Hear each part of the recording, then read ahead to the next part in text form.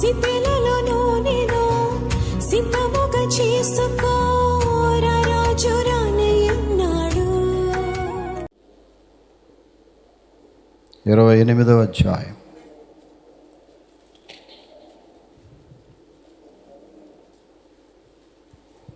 మొదటి వచనాన్ని జ్ఞాపకం చేసుకుందాం. విశ్రాంతి దినము గడిచిపోయిన తర్వాత ఆదివారమున తెల్లవారుచుండగా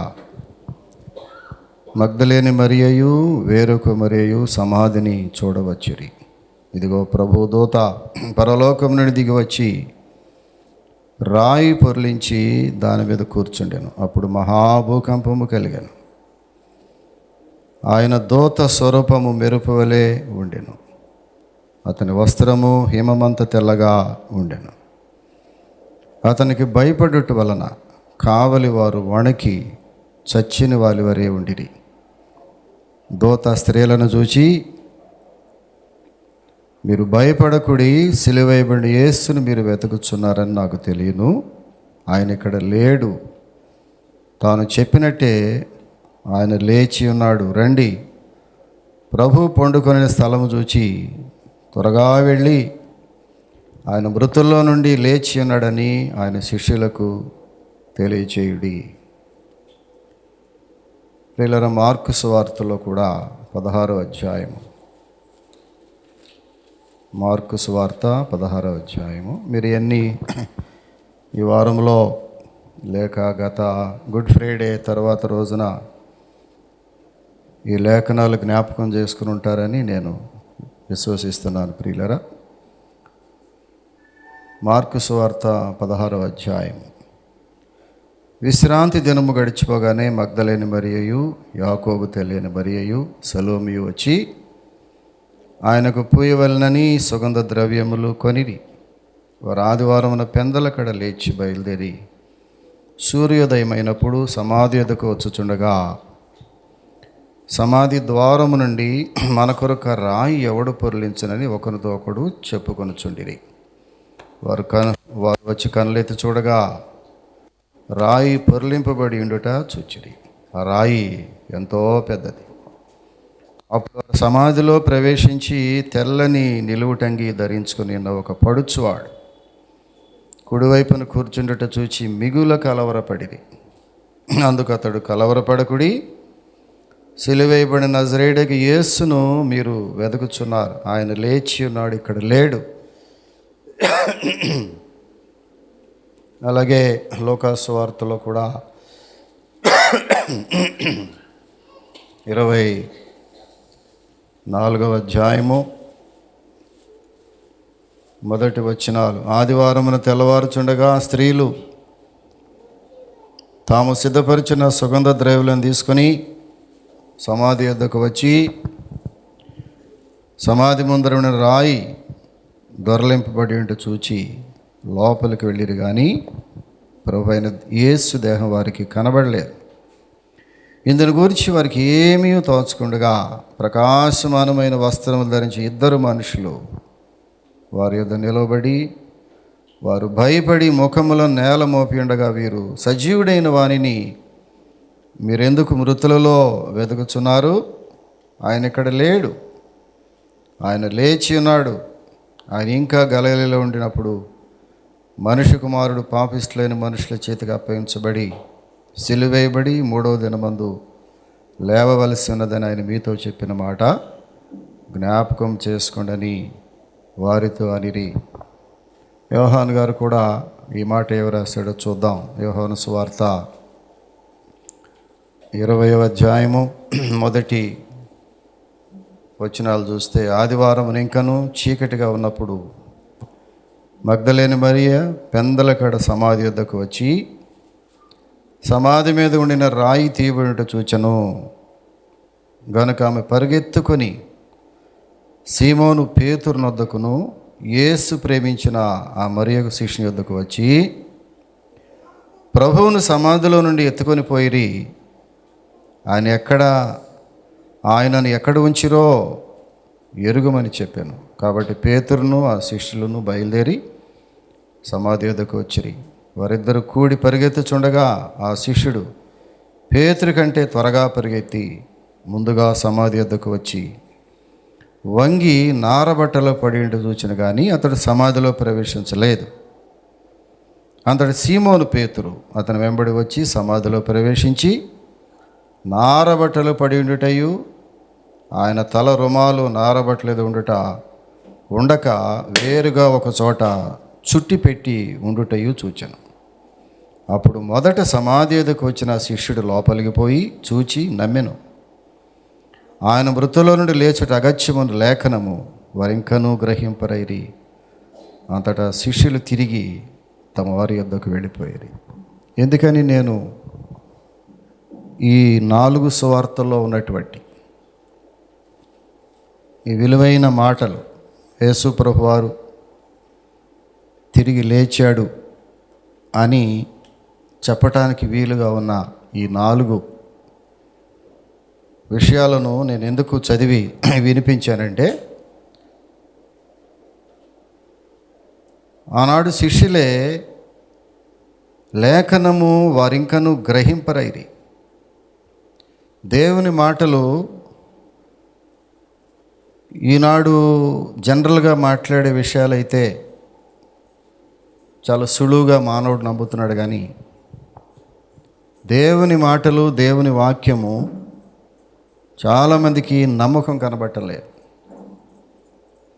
కొంతమంది రుజువులు అడుగుతున్నారు. ప్రూఫ్ ఏదండి? యేసు ప్రభు లేచాడు అంటున్నారు, ప్రూఫ్ ఏది? రుజువులేవి? మనం అడగటలా ఆయనతో సహవాసం చేసిన 12 మంది శిష్యులే క్రీస్తు లేచాడంటే ఒక పట్ట నమ్మలేదు వాడు కదా. యేసు ప్రభు వారు పునరుద్ధరుడైన క్రీస్తు. ఈ రోజు నుంచి ఆయన పేరేంటంటే, నిన్నటి వరకు ఆయన సిలువ వేయబడిన క్రీస్తే. శుక్రవారం నాడు సిలువ వేశాం. ఎవరో వేశారు అనుకోవటం కాదు, మనమే వేశాం. మనం కాదు, నేనే వేశాను. ప్రభువారిని సిలువ వేసింది నేనే. ఎందుకంటే ఆయన సిలువ మీదకు వెళ్ళవలసిన అవసరం లేదు, నన్ను బట్టి వెళ్ళాడు ఆయన. నేను ఇంకా ఆయనకి వ్యతిరేకంగా పాపం చేస్తున్నట్టయితే ఆయన ఏదో బాధలు పడ్డాడు, అయిపోయింది. ఆ శుక్రవారంతో ఎవరో పిల్ల చెప్పినట్టుగా ఇట్ ఈజ్ ఫినిష్డ్ అన్నారు, సమాప్తం అయిపోయింది. ఆ రోజుతో అయిపోయింది అనుకుంటే మళ్ళా నేను తిరిగి పాపం చేస్తే ఆ అయిపోయినటువంటి సిలువ యాగం మళ్ళా గాయం, మళ్ళా బాధలు. మన పాపంలో బట్టే ఆయన బాధలు. గుర్తుపెట్టుకోవాలి, ఆయనకి బాధలే లేవు అసలు. ఆయన దేవుడు, ఆయన దేవాది దేవుని ఏకైక కుమారుడు. బాధపడాల్సిన అవసరం ఏముంది? పెద్ద ధనవంతుడు కుమారుడు పొలంలోకి వెళ్ళి పనిచేయాల్సిన అవసరం ఏముంది? లేదు. ఈ క్రీస్తు ప్రభు నా గురించి శిలువ మీద మరణించి అది సమాప్తం చేసిన తర్వాత మళ్ళీ పాపం చేశాను అనుకో, నేను మళ్ళీ దాని అర్థం ఏంటంటే మళ్ళీ ఆయన బాధ పెడుతున్నాను నేను. ఇలా ఎన్నిసార్లు బాధ పెడదాం ఆయన్ని? నేను తప్పు చేసినప్పుడల్లా ఆయన బాధపడుతున్నాడు. ఆయన గాయం మానిపోయిందేమో అనుకుంటుంటే మళ్ళీ గాయాన్ని రేపుతుంటే మరి ఎన్నిసార్లు, ఎన్ని సంవత్సరాలు నేను బ్రతికున్నంతసేపు పాపం చేస్తూ ఉంటే, ఆయన బ్రతికున్నంతసేపు ఆయన గాయం రేపుతూ ఉంటే మరి ఎప్పుడు ఆ గాయాలు మానతాయి? ఆయన గాయములు మానే పరిస్థితి లేదు. ఎందుకంటే ప్రపంచ దేశములు ఉన్న అందరి పాపములు ఆయన వీపు మీద వేసుకుని ఆయన శ్రమ పడుతూనే ఉన్నాడు. ఆయన గాయములు మనం రేపుతూనే ఉన్నాం. ఎప్పుడు మనము పాపం చేసినా ఆ పాప స్థితిలోనికి ఆయన మరలా గాయపడుతూనే ఉన్నాడు. ఈ సత్యాన్ని తెలుసుకుని భక్తుడైన పౌలు గారు అంటాడు, ఆయన ఎప్పుడూ మనం బాధపడుతూనే ఉన్నాం. మనం నా మట్టుకు నేను ఈరోజు ప్రార్థన చేస్తున్నప్పుడు, ప్రియులారా, అయిపోయింది కదా, good Friday, it is finished కదా, మళ్ళీ ఆయన ఇంకా గాయాలతోనే ఉన్నాడే. దానికి కారణం నేనే. దేవునికి వ్యతిరేకమైన పని ఎప్పుడు చేసినా ఒక ఆలోచన రావాలి. ప్రభువు చూస్తున్నాడు. చూడటమే కాదు, ఆయన బాధపడుతున్నాడు. బాధపడటమే కాదు, మానిపోయినటువంటి ఆ గాయములు మరలా రేపుతున్నాం. ఒక గాయం పొల్లబెట్టి అలాగా గుచ్చి లేపితే ఎంత బాధగా ఉంటుంది. అసలు మానపోతే బాగుండు అనిపిస్తుంది. ఒకసారి మానిపోయిన తర్వాత ఆ గాయాన్ని మళ్ళా పొడిసి లేపండి ఎలా ఉంటుందో. అలాంటిదే మనం చేస్తున్నాం ప్రతిసారి. గుర్తుపెట్టుకోవాలి దయచేసి, మానవ మాత్రలేని మనము ప్రియులరా, గ్రహింపుతో కూడినటువంటి మాటలు. దేవుని వాక్యము గ్రహింపు కావాలి. దేవుని వాక్యం వింటున్నప్పుడు హృదయంలో క్రియ జరగాలి. ఇదేదో పై మాటలు చెప్పి వెళ్ళిపోయి ఈస్టర్ పండుగ ప్రసంగం చేయాలే, అన్నయ్య మంచి ప్రసంగం చేస్తాడులే, విని వెళ్ళిపోదాం కాదు. ఈరోజు ఒక గ్రహింపుతో వచ్చావు నీవు. శుక్రవారం నాడు సమాప్తమైనటువంటి ఈ గాయములు, ఈ బాధలు యేసుప్రభు వారి ఇంకా కొనసాగుతున్నాయి అంటే అది నా పాపమే. నా అనాలోచితమైన, నా దుర్మార్గమైనటువంటి కార్యములు దేవుణ్ణి మరలా గాయాన్ని రేపుతున్నాయి. ఈ సత్యం నీవు గ్రహించినట్లయితే దేవుణ్ణి మరలా ఎన్నడూ దుఃఖపెట్టవు. ఇతరులను దుఃఖపెట్టడం అలవాటైపోయింది మనుషులకి దినాల్లో. తల్లిదండ్రులు దుఃఖపెట్టడం బిడ్డలకు అలవాటైపోయింది.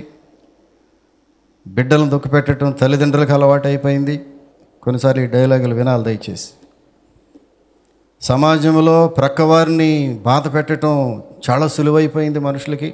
ఎదుటివారిని కించిపరిచి మాట్లాడటం చాలా సులువుగా తీసుకుంటున్నారు మనుషులు. మనిషి యొక్క వాల్యూ తెలియక, గౌరవం తెలియక, గౌరవం లేని మాటలు మాట్లాడుతున్నారు మనుషులు ఈ దినాల్లో. దాని అర్థం ఏంటంటే నీ సృష్టికర్త అని దేవుణ్ణి కూడా నీవు చాలా సులువుగా మాట్లాడుతున్నావు. ఆయన గాయములు మరలా రేగితే నాకేమి అనుకుంటున్నావా? నో. ఆయన బాధ పెట్టడం మంచిది కాదు.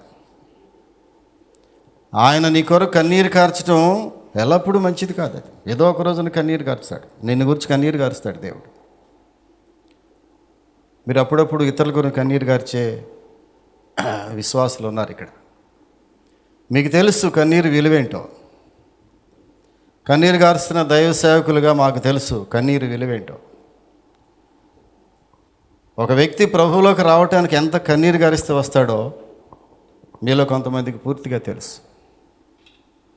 కన్నీరు కార్చి కుటుంబాలు రప్పించుకోవటం అది కొద్ది సమయంలోనే సాధ్యపడద్దు ప్రియులారా. దేవుడు సిలువలో చేసింది అదే. నీకేదో నీ శారీరక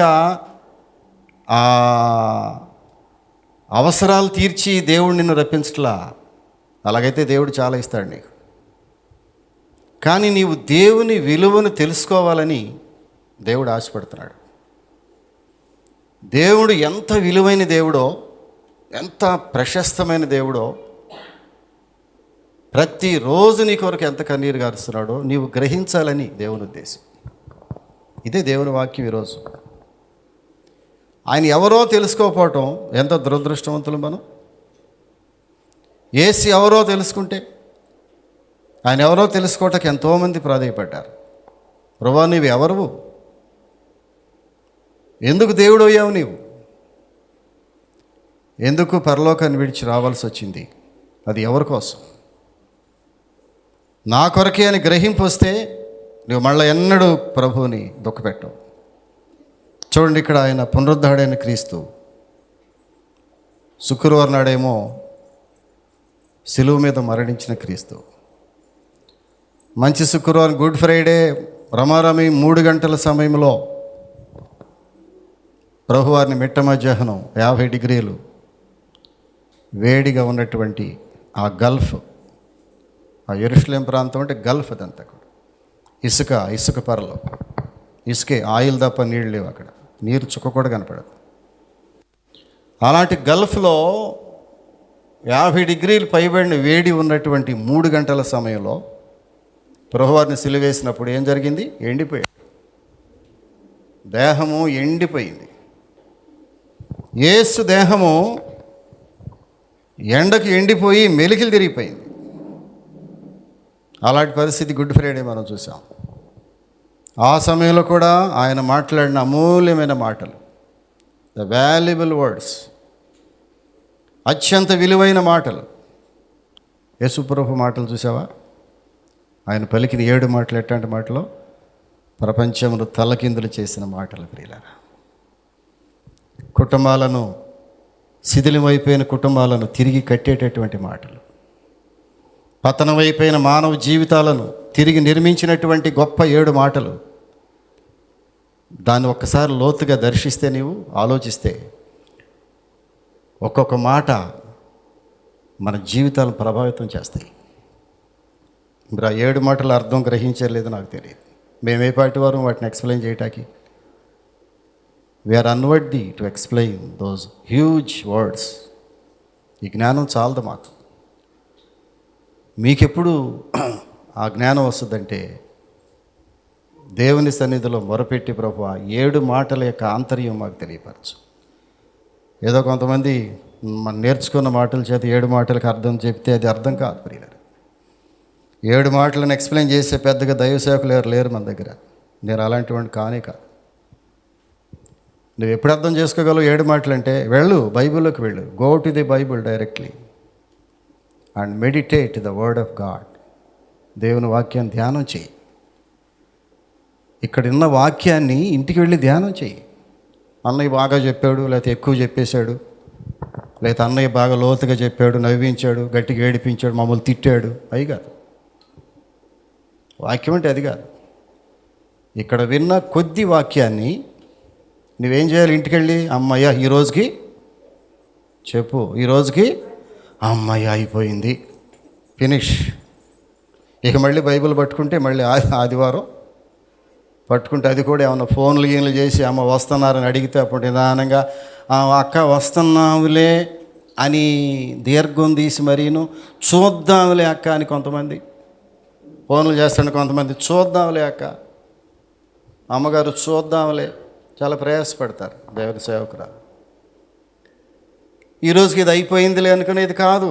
దేవుని యొక్క వాక్యం ప్రియులరా వినాలి దయచేసి. ఈ వాక్యం ఎల్లప్పుడూ నీ వాక్యమును నా హృదయములో దాచుకొని ఉన్నాను. భక్తుడు దావీదు భక్తుడు అన్నాడు, వాక్యము నా హృదయములో దాచుకొని ఉన్నాను.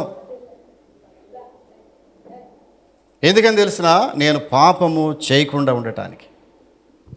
ఎక్కడుండాలి ఈ వాక్యం ప్రియులరా? హృదయంలో దాచుకోవాలి. దానికి కాదు నువ్వు ఇంత కష్టపడి వచ్చింది.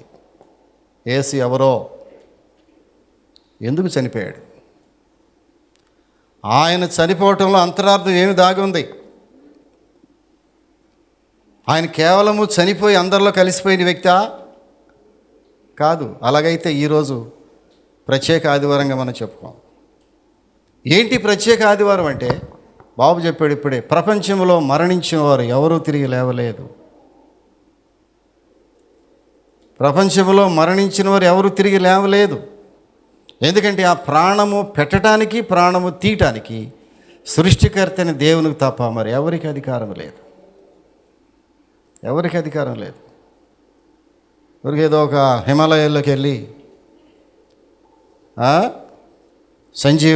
సంజీవుని పొలాలు తీసుకొచ్చి నవ్విలేరు లేనిపోయింది, అమ్మా సంజీవుని పొలాలు దొరికితే నాకు కూడా పడరండి, నాకు బ్రతకాలని ఆశ ఉంది, కానీ అంత మాత్రం చేత బ్రతకలేము.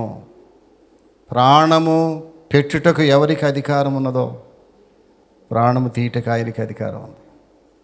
కనుక ఎవరు ఈ లోకంలో మరణించి తిరిగి లేచిన వారు లేరు. ప్రూవ్ చేసిన వారు కూడా ఎవరు లేరు. ప్రియులరా, యేసు ప్రభు ఒక్కడే. ముందే చెప్పాడు ఆయన. యోహాను సువార్తలోకి వెళితే ముందే చెప్పాడు ఆయన, పునరుద్ధానమును జీవమును నేనే. 11వ వచనంలో అనుకుంటా అధ్యాయంలో, యోహాను సువార్త 11వ అధ్యాయము 25వ వచనం. అందుకు యేసు పునరుద్ధానమును జీవమును నేనే. యేసు ప్రభు ఒక్కడే చెప్పాడు ఆ మాట ప్రపంచంలో. ఏ గ్రంథాలను తిరగేయండి ప్రియులరా, ఎటువంటి ఇతిహాసాలు చూడండి, ఎక్కడన్నా చూడండి మీరు, ఈ మాట చెప్పగలిగింది యేసు ఒక్కడే. ఏమన్నాడు తెలిసిన? అధికారికంగా పవర్ఫుల్గా మాట్లాడమాట తెలిసిన, పునరుద్ధానము నేనేనయా, జీవమును నేనే. ఎవరున్నారు ఈ లోకంలో? Who is there in this world? ఒకవేళ resurrection, I am the resurrection, I am the life. నేనే రిజరెక్షను, నేనే లైఫ్, నేనే పునరుద్ధానము, నేనే జీవము. పునరుద్ధానం తర్వాత ఏముంది? జీవం ఉంది. పునరుద్ధానం తర్వాత ఏముంది? జీవం ఉంది. There is life after resurrection. There is life after resurrection. పునరుద్ధానం తర్వాత ఏముందంటే జీవం ఉన్నది. ప్రభు అన్నాడు, మొదటిగా పౌలు భక్తుడు అంటాడు, మొదటిగా ఆయన లేచాడు, ప్రథమ ఫలముగా అన్నాడు. ఈ మాటలు గమనించాలి దయచేసి. ప్రథమ ఫలముగా, ప్రథమ ఫలం అంటే 10వ భాగం, లేకపోతే పంటలో ప్రథమ ఫలమో, జీతంలో ప్రథమ ఫలమో, బిడ్డల్లో ప్రథమ ఫలమో కాదు. వినాలి. యేసు తిరిగి లేవటం ఏంటంటే ప్రథమ ఫలముగా, the first instance, the first in the serial నెంబర్లు ఉన్నాయి. 1 2 3 4 5 చాలా ఉన్నాయి. లక్షల కోట్లు సీరియల్ నెంబర్లు ఉన్నాయి. మొదటి నంబర్ ఎవరిదంటే యేసు ప్రభు వారు. వినడమా? మొదటి నంబర్ యేసు ప్రభు వారు. మొదటి నంబర్గా సీరియల్ నంబర్లో ఫస్ట్ నంబర్గా యేసు ప్రభు లేచాడు, ప్రథమ ఫలంగా. ఇప్పుడు తర్వాత వరుసలో ఎవరు? Number 2, number 3, number 4. అందులో ఎవరున్నారు చెప్పండి అమ్మ. నేను ఉన్నా. ఆ సీరియల్ నెంబర్లు ఉన్నాయా? 1 2 3 4 కంప్యూటర్లు వేసి ఉంటారు. లక్షల కోట్లు, దాదాపు 200 కోట్లు 150 కోట్లు ప్రపంచ జనాభాలో అందరికీ సీరియల్ నెంబర్ ఉంది. మొదటి సీరియల్ నెంబర్ నంబర్ 1 ఎవరు లేచారు? ఇప్పుడు యేసు లేచాడు తిరిగి. ఆయనతో పాటు ఆయన తిరిగి వచ్చుచున్న సమయంలో, అనగా రెండవ రాకడలో, సెకండ్ కమింగ్ ఆఫ్ జీసస్. వాడు గమనించాలి, యేసు తిరిగి లేచాడంటే రెండవ రాకడలో ప్రభు మరలా వస్తున్నాడు. ఈరోజు ఇది నమ్మాలి మనం. ప్రభు మరలా వస్తున్నాడు. ఆ మరలా వచ్చుచున్నప్పుడు ఆ రోజున జరిగేది ఏమిటి? What will be happen in that particular day? ఆ రోజున ఏం జరగబోతుంది? ప్రపంచానికి విషయం తెలియాలి. ఆ రోజు ఏం జరగబోతుంది? ప్రతివారు క్రీస్తులో మృతి నొందిన ప్రతివారు సమాధులలో నుండి తిరిగి లేస్తున్నారు. చప్పట్లు కొట్టాలి ఇప్పుడు అందరూ ఒకసారి.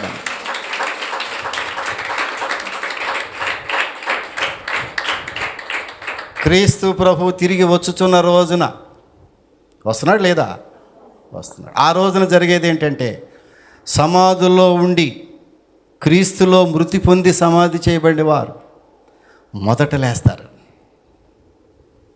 బైబిలేగా చెప్పేది మాట? బైబిలేనమ్మ చెప్పేది? అన్నయ్య చెప్తున్నాడా? బైబిల్ చెప్తుంది ప్రియులారా. నేను నమ్ముతున్నా ఇది బైబిల్ మాట. ఎందుకంటే పరిశుద్ధాత్మ సహాయంతో రాయబడిన మాట. పరిశుద్ధాత్మ దేవుడు ఆయన డిక్టేట్ చేస్తుంటే వీళ్ళు రాశారు. డిక్టేషన్ ఎవరిది? పరిశుద్ధాత్మదే. ఆయన చెబితే వీళ్ళు రాశారు.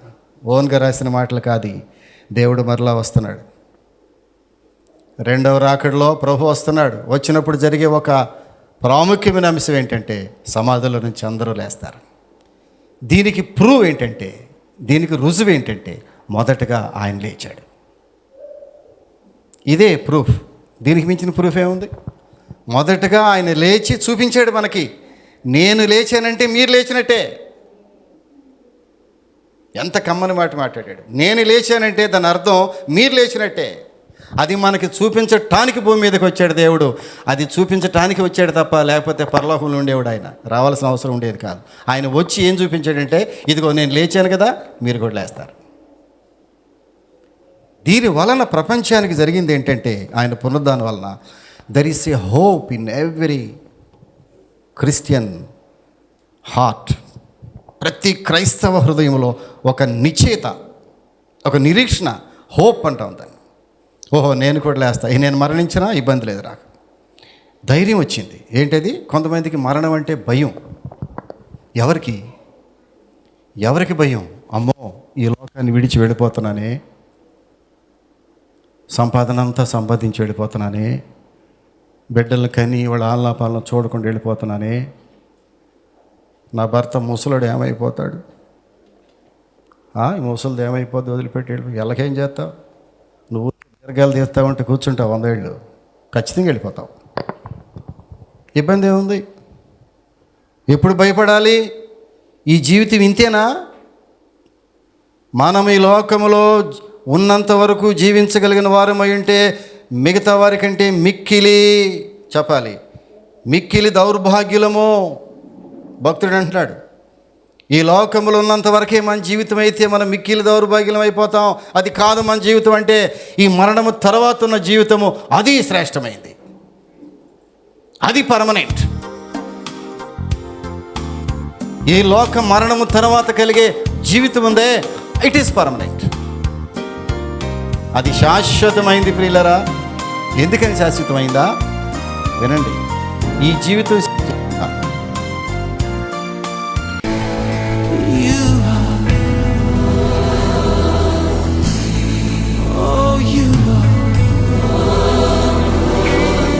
మహాపరిశుద్ధుడును ప్రేమ కలిగిన మా క్రీస్తు ప్రభువా, మీ పరిశుద్ధ నామను బట్టి వందనాలు చెల్లించుకుంటున్నాం.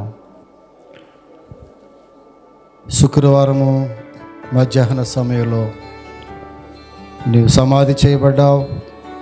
శనివారం అంతా సమాధిలో ఉన్నావు. మూడో రోజున తిరిగి పునరుద్ధాన శక్తితో తిరిగి లేచావు. ప్రథమ ఫలముగా మొదట నీవు లేచావు. ఆ మార్గములోనే అందరము లేవబోతున్నావు. రేపు సమాధిలో ఉన్నవారందరూ మొదట లేస్తారన్నావు. ఎంత నిరీక్షణ మాకు ఇచ్చావు. మా మీద మరణమునకు తావు లేదు. మరణ విజయమును మృంగివేశావు. నీవు సమాధిని గెలిచావు, మరణాన్ని గెలిచావు, సజీవుడిగా తిరిగి వెళ్ళావు. నీ బాటలో మేము పయనించాల్సిన అవసరం ఉంది ప్రభా. సమాధి ఖాళీగానే ఉంది, కానీ మా హృదయము నిన్ను చేర్చుకుని హృదయంగా చేయండి.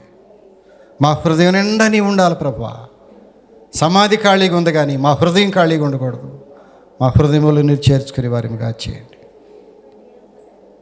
మగ్ధలేని మరి ఎలాగ నేను వెతికిందో కనుగొందో మా బిడ్డని వెతికేవారిగా చేయండి. విన్న వాక్యానికి ముద్ర వేసి కృప చూపించమని యేసునామమున అడుగుచున్నాము తండ్రి, ఆమేన్. ప్రియులారా, మంచి వర్తమానాలు మీరు వింటున్నారు. మెర్సీ ప్రార్థన మందిరం నుండి వెలువడేటటువంటి ఈ విలువైన వర్తమానాలను మీరు విని ఆత్మీయంగా మేలు పొందుతున్నారని విశ్వసిస్తున్నాను. అనేకులు ఈ వర్తమానాలు విని ఫోన్ ద్వారా మాకు తెలియపరుస్తున్నారు. వారి ప్రార్థన అవసరతలు మాకు తెలియపరుస్తున్నారు. వారు ఆత్మీయంగా మేలు పొందుతున్న విధానాన్ని కూడా వారు ఫోన్ కాల్స్ ద్వారా నాతో నేరుగా మాట్లాడుతున్నారు. ప్రియులారా, మీలో ఎవరైనా మమ్మలను సంప్రదించాలని ఆశపడినట్లయితే మా అడ్రస్ ఒకసారి చెప్పడానికి ప్రయత్నం చేస్తున్నాను. మెర్సీ ప్రార్థన మందిరము, డోర్ నంబర్ 3-62/2 డ్రైవర్స్ నగర్, కొత్త బైపాస్ రోడ్, గుడివాడ. మా అడ్రస్ మరొకసారి, pastor reverend doctor KJ Victor Paul, Mercy ప్రార్థన మందిరము, డోర్ నంబర్ 3-62/2 డ్రైవర్స్ నగర్, కొత్త బైపాస్ రోడ్, గుడివాడ. మమ్మలను సంప్రదించవలసిన ఫోన్ నంబర్లు 9398632944 9398632944 మరియు 9398929262. దయచేసి మీ ప్రార్థన అవసరతలు మాకు తెలియచేయండి. మేము మీ కొరకు ప్రార్థన చేస్తాం.